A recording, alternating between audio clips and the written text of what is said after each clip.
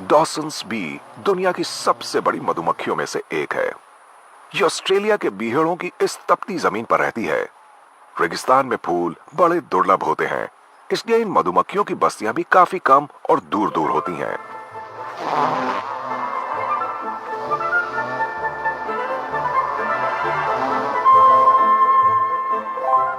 मधुमक्खियां अपने बच्चों के लिए सुरंग खोदती हैं।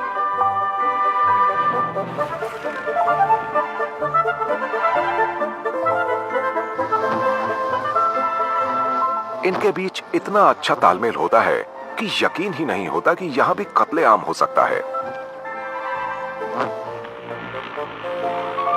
अगर कोई मधुमक्खी गलती से भी किसी और मधुमक्खी की सुरंग में चली जाती है तो यहां हंगामा खड़ा हो जाता है, लेकिन ये तो मामूली झगड़ा है। अभी तो इस बस्ती में काफी शांति है, क्योंकि इस बस्ती में हर मधुमक्खी मादा ही है। खून खराबा तो नर करते हैं और वो सब मारे जा चुके हैं। उस वक्त जब यहां मादाएं नहीं आई थीं। ये है नर डॉसन्स बीज।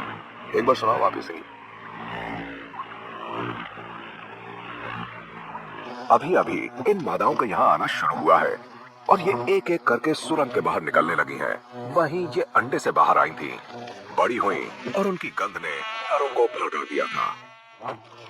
ये काफी बड़ी हैं और लड़ने में भी माहिर हैं। हर नर चाहता है कि सिर्फ उसे ही सहवास करने का मौका मिले।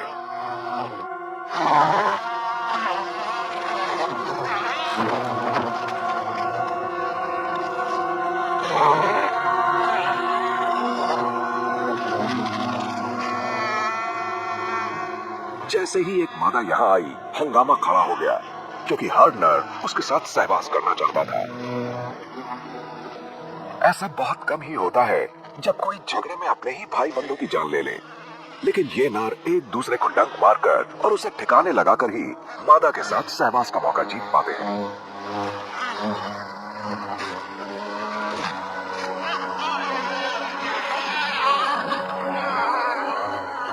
जीतने वाले नर ने एक मादा को अपने वश में किया और दोनों ओट में भागे, लेकिन यह पहली मादा की गंध हारे हुए नरों को बेहद खतरनाक बना देती है।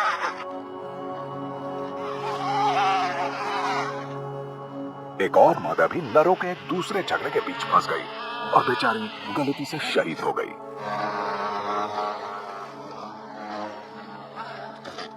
जब तक आखिरी मादा यहाँ आई, तब तक सारे नर शहीद हो चुके थे।